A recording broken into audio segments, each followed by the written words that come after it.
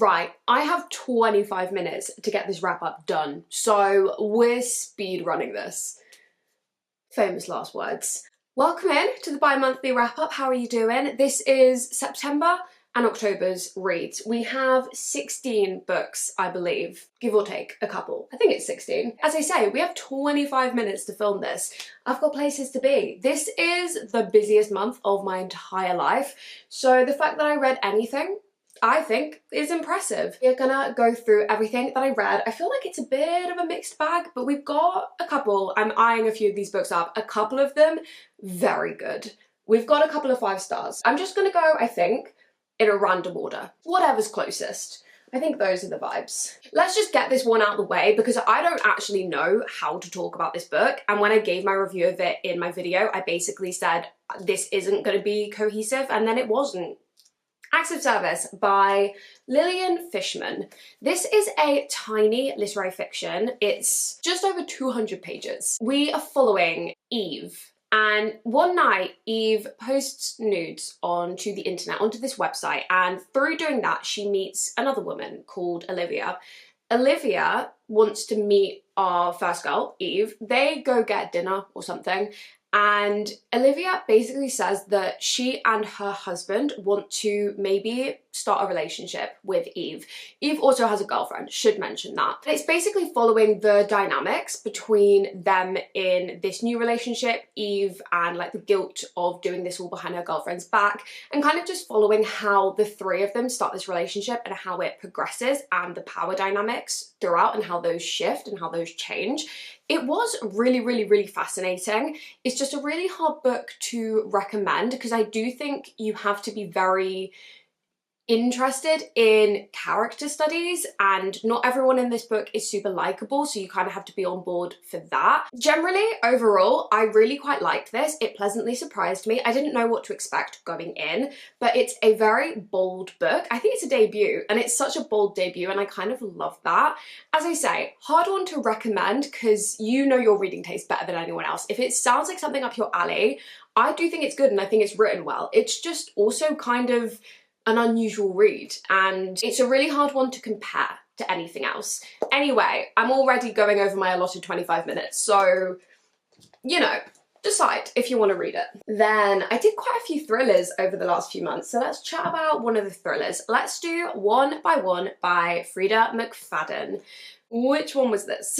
Oh yeah, this was Claire, and she goes into the woods with her husband, who I think she kind of hates, or they kind of hate each other, a couple of friends of theirs, and then like this new boyfriend of someone who none of them really know other than obviously the person in a relationship with the man. Anyway, all of them are meant to be going on holiday or something. They're trying to find a cabin in the woods. They break down, they're stuck in the woods, that whole shebang. One by one, they kind of disappear, are killed, etc. I've read a lot of Freida's books by now, and they're just good, fun times. I do enjoy them. There is kind of a classic thing that she does with her twists that I'm not going to say because I do think you've either clocked it or you haven't, and if you haven't clocked it, I kind of don't want to be the person to clock it for you, because I do think once you realise what a lot of her twists involve, I think it's a lot easier to figure them out, but I don't want to say it, if that makes sense.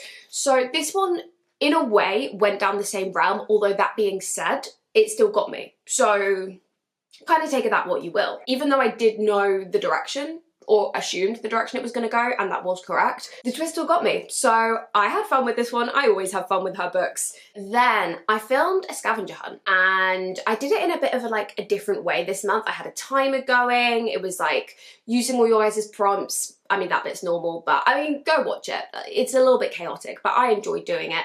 And spoilers, if you haven't seen that video, the book I ended up getting was Dark Matter by Blake Crouch. My first book by this author, and you guys hyped this book up to me, and honestly, rightly so, because I had a lot of fun with this one.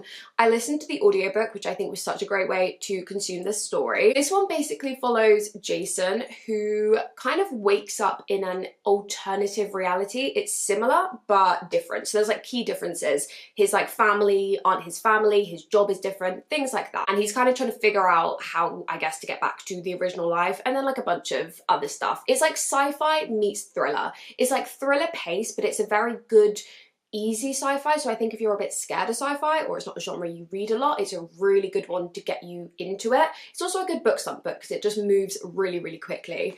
The ending does kind of go off the rails, like it just goes insane, but I feel like I just had a good fun time. I basically binged this book in, was it a day? Maybe 2 days? I read it so quickly. But I would definitely pick up more from this author because I've heard lots of good things about his other books. Where to next? I read a book that I've never heard of called Disturbance by Jenna Clake. This is a literary fiction, another quite tiny one, and this one follows a kind of two halves of this story. So we're following a woman kind of reflecting on an abusive relationship, and then in her present timeline she's kind of getting involved with some witchy stuff. So she befriends her teenage, I think, next door neighbor, or like very young, like 18-year-old next door neighbor, and that neighbor is like trying out spells and that kind of thing, and she's kind of getting involved with both of them. I think I enjoyed more the kind of past timeline, like these reflections on this relationship and like the impacts that those were having on her now.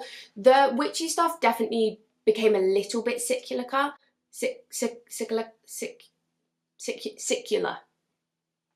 Went in circles. But then there was kind of a reason for that, because a lot of the present day stuff was kind of like a mirror or a reflection of things that she had been through. So there was a reason for it, but it just meant that it kind of slowed the pace down a little bit. It's compared to, on the back, My Year of Rest and Relaxation and Boy Parts. I don't really get those links personally, maybe slightly more My Year of Rest because we're following a woman kind of alone spiraling in an apartment, so I get that side more. Boy Parts, personally, I don't really see the links. But that was the reason I picked it up, because I adore both of those books. I do think this is relatively different, but it definitely had some really interesting themes, and I think it handles the relationship and the abusive relationship in a very realistic way, and it handles that with such care. So I think if that's a subject matter that you're interested in and feel you can read about, then maybe try Disturbance. Okay, on a lighter note, I then read The Rebel Witch. I read The Crimson Moth a month or two ago and adored it. Literally loved it. And you guys know I'm not a huge fantasy reader, but I was so excited to go out and get this. I really enjoyed this. I preferred the first one, I will say, but generally speaking, as a follow-up, as the end of the series, duology, whatever, this was really good, and I just love this duology. I did somehow guess the plot twists in both books, so I don't know how I did that, but it was so fun that I just enjoyed it. And the enemies to lovers romance in this is so great. I didn't explain what this was about.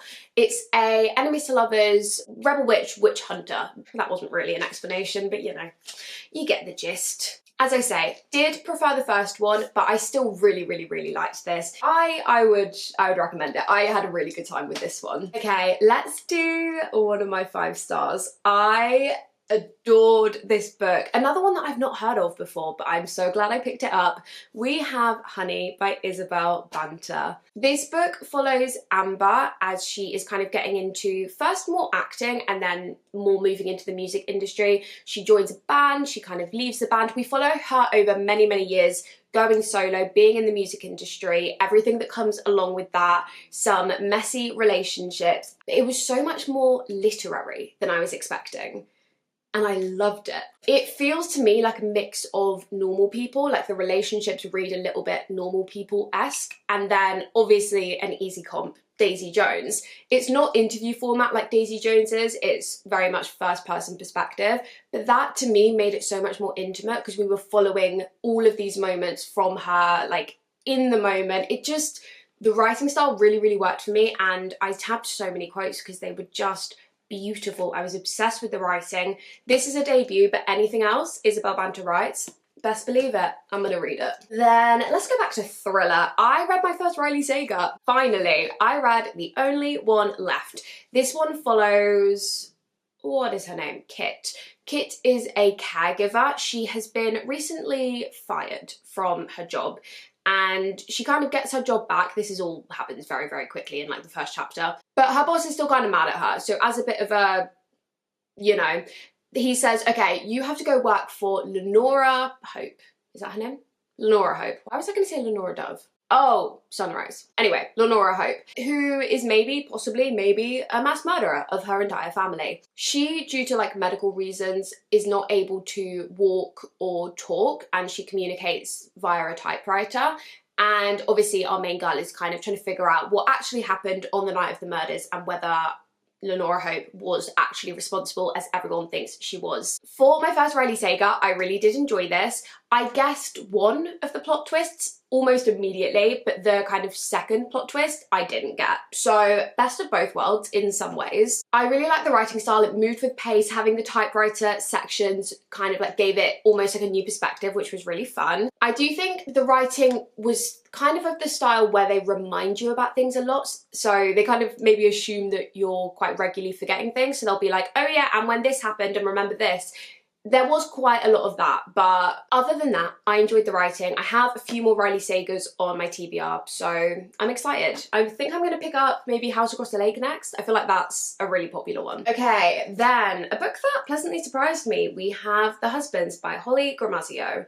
This is a, I guess, contemporary fiction. It's a bit of a silly, goofy one. We're following, it's almost magical realism, but it's so realistic that it's kind of just like, you just accept this one magical element, which is that this woman has a loft and husbands come out of this loft, and every time they go back up into the loft, a new one comes down. And it's kind of the theme of, is the grass always greener? Should you settle? Is there someone better out there? It's kind of that theme. It's pretty lighthearted. For the first maybe 2/3, 3/4 of the book, it definitely felt a bit short story concept, because all of the husbands were kind of just their own thing. Like a husband would come down, we would have a scene, and then he'd go back up. And there was a little bit of through line, but it was mostly quite interconnected.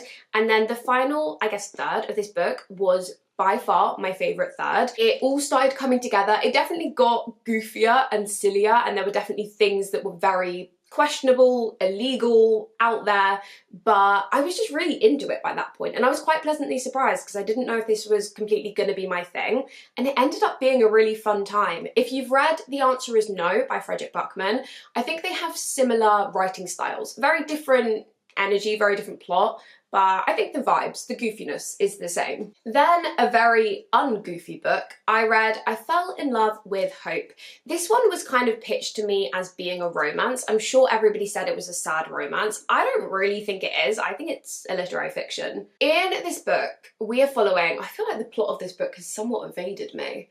We're following a group of kids in a hospital, and it's kind of like found family, them hanging out together at the hospital. I feel like a lot of the plot of this has really escaped my brain. I remember we had this somewhat confusing all-seeing God narrator voice, which does make sense at the end, but did really confuse me and throw me throughout the first like 90% of the book. You do get an answer at the end, so you know, if that's not going to bother you, or if you're reading this and are a bit confused, you do get an answer at the end. I audiobooked this one, and I think maybe between the flowery writing style and the audiobook, bits of it went over my head. The whole flowery writing thing is not my favourite. I really like a quite pared back writing style, something that's not overly descriptive, overly metaphorical. So this was definitely the opposite of that. That being said, I can very much appreciate the craft that went into it, and I think it's a very poetic book. I do think the author should write poetry. Like, I feel like she would really do well in a poetry collection. So I think if you like super flowery writing and that is something that you're drawn to, definitely pick it up because she does it so well. It's just not my preferred writing style. Okay, back with another sci-fi. I've definitely low-key been in my sci-fi era. Like, I've read a few over the last few months and I've been pleasantly surprised. I picked up Red Rising, which we all know I have been avoiding like the plague. I have been scared. I don't know why. This one follows Darrow, and we're in a world separated into colours. He is a red, golds are the top, and he kind of, to cut a very long story short, ends up infiltrating the golds, pretending to be one, so he can kind of take the system down from the inside. This book was very much training school-esque, which I didn't know going in, and I did really enjoy that element. I do like a training school, although it was less Divergent and more Hunger Games, because they were kind of like outside, every man for themselves. Some people were dying. It wasn't necessarily a fight to the death, but it was more that kind of energy. But I was really expecting this to be super difficult to understand. bland, and actually I had a really good time with this. Also, side note, audiobook narrator is brilliant. Next up, probably the only romance? Yeah, I think so, other than maybe Rebel Witch if we're counting that. The only romance I read Dating Dr. Dill by Nisha Sharma. This one follows Karina, and she is trying to make a deal with her dad to get her house back. Her dad wants to sell the house. It was her late mother's house. She wants it. She makes a deal with her father that says if she gets engaged after, she's got 4 months to get engaged, then she gets to keep the house. She then goes on, well, she's not really on the show, but this guy has a TV show, Dr. Dill. See, now my camera's also about to die, so we have many time constraints. Anyway, so these two get in a big fight on live television, and everyone other than them is like, you guys have chemistry, and their families are basically trying to get them together. That is the core concept. I really liked our main woman in this. She was fiery, strong-willed, she knew herself, she was great. The man, I'm less sure on. I thought he was slightly questionable at points. At points, he was really nice. At other points, I don't know. He kind of grew on me towards the end, but about halfway through I was like, I don't know if I'm even rooting for him. But it was fun, easy reading / I ended up listening to this one. I'm very much not in my romance era at the moment, but it was a fun one, it was a cute one. Really liked our main woman, less sure of the man, although he did grow on me, so take that what you will. Then one of my favourite books of the year, probably I reckon my number 2 book of the year. I was obsessed. That is obviously Liars. This book follows Jane, who is an aspiring writer, and we're following John, who is a filmmaker. We follow their relationship over years, and it is the dynamic of them trying to be a couple and kind of eventually starting a family, balancing both of their creative dreams. And those conversations were phenomenally done. The writing in this is impeccable. I was irrationally angry at this man considering he is fictional, he is not real, but I hated him, but you were meant to, but I hated him, but I just loved everything about this. The writing is phenomenal. I have never tabbed so many things in my life in one book, one very short book as well. This is like 250 pages. I loved this. I'm going to read everything that this author has written because this just worked so well for me, and it's the writing style that I always say that I love so much, this pared back writing style. It jumps around a lot, it doesn't fixate on details, we're just thrown into these deeply personal moments and then we're moved on to a new moment, and it just worked so well for me. Then we have a cheeky historical fiction. I know, who is she? We have Small Pleasures by Claire Chambers. This one follows Jean, who is a journalist for a local paper, and she's basically studying this case of a woman. This woman gets in touch with her basically and says that she thinks she had a virgin birth, and we're following Jean investigating and kind of getting to know this woman and her family. The pace throughout this entire book is incredibly slow, so just know that going in. It's very well written, but it is unbelievably slow, which I do, the more I think about it, think that that was probably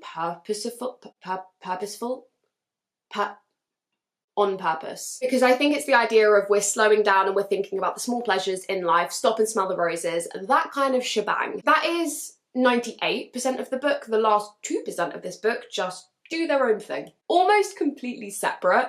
It is kind of tied in, well, it is tied into something right at the start of the book, but you actually can't fully understand this book unless you read the afterword. You basically have to read the afterword to understand the significance of what happens at the end of this book. So it is a slightly strange ending. I understood how it connected to the start of the book, but you very much, or at least in my case, I very much needed to read the afterword. Otherwise, it would have completely gone over my head. Like, the relevance of basically the entire end of this book is explained in the afterword, which I do think is a very unusual way of doing it, but I mean, fair enough, each to their own. I feel like my towel is about to topple. Next, I read a book called Hot Milk by Deborah Levy. This is another one that I went in not really knowing anything of, and throughout the book I was very unsure, but the more that I think about it afterwards, the more that I like it. This one follows a woman who takes her mother to Spain, I think. It doesn't say, but I think it was Spain. She takes her mother to Spain because her mother has quite a mysterious leg issue, some sort of medical condition that no one can solve. She takes her to this very expensive clinic, and the clinic is very strange. We're talking like don't even know if the doctor is really a doctor, but not full on like Mona Award craziness, which is where I thought we were going originally. We didn't go that far, but it's just a bit odd. And then simultaneously, we're following our main woman kind of just wandering around Spain, getting to know people, making friends, getting into relationships. I do think that some of the imagery in this book went over my head a bit, which is why when I got to the end of the book, I felt a bit like, I don't know if I fully got all of it, but I did some Googling, I watched the movie trailer, and the more that I've sat with it and the more that I've thought about it, the more that I actually think that this book was really very incredible.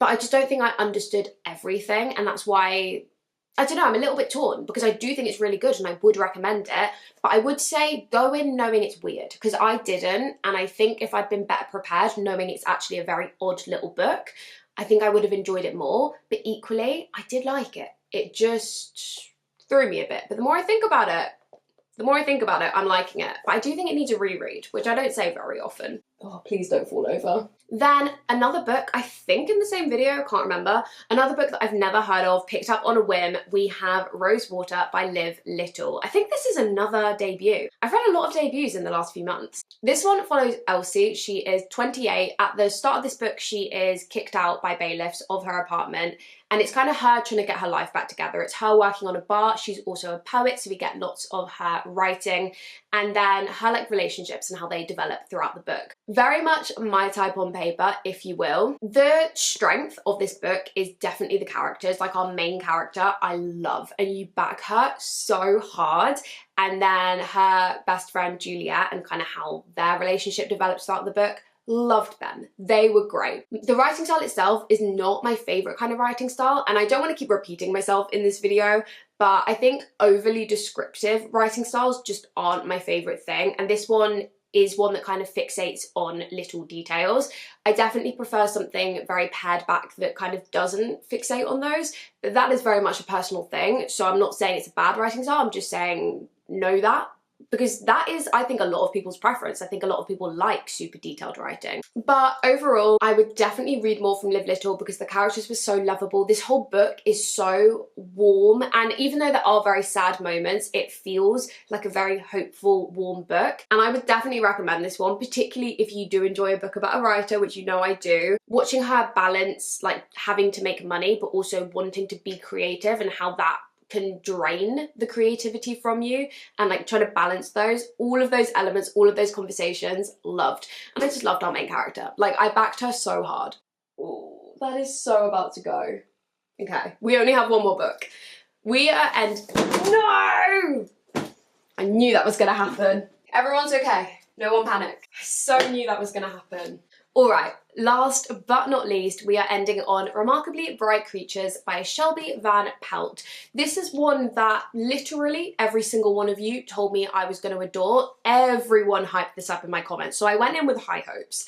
We're following Tova, who her husband has died and her son disappeared many, many years ago. She works at an aquarium and she befriends an octopus.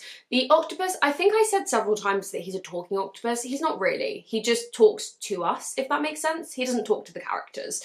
He is just an octopus, but he thinks. And he is very, very funny. You don't actually end up getting that much of him. You only get like the odd page here and there of him, but I really, really liked him. It's definitely another quite slow-paced book. It's a lot more mystery than I was expecting.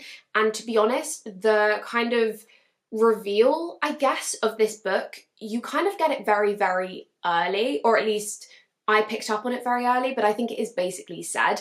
And then the rest of the mystery is actually left quite open-ended. So I think genre-wise, it's not my favourite style of book. I definitely prefer thriller over mystery, but kind of the same with Rosewater. If you like something very warm, something with lovable characters, that is very much where the strength of this book lies. And this, I think, is good for fans of the Thursday Murder Club. It really has those like small town, lovable characters, solving a mystery, that kind of energy. But also don't lean too heavily on the solving the mystery thing because we kind of don't. But, you know, I don't want to say too much. Right, we're done. Let me very quickly give you my top 3 because this camera is flashing and my 25 minutes are very much up. Oh, I've dropped another one. Oh, I can't reach it. Anyway, Okay, top 3, you ready? Number 3, Rebel Witch. Number 2, Honey. Number 1, obviously, Liars. Such good books. Okay, we're wrapping up here because, as I say, 25 minutes, she's been and she's gone. Thank you so much for watching. If you're new, please subscribe. I would love to have you like the video, comment, all of that fun stuff, and I will catch you in the next one. I love you. Goodbye.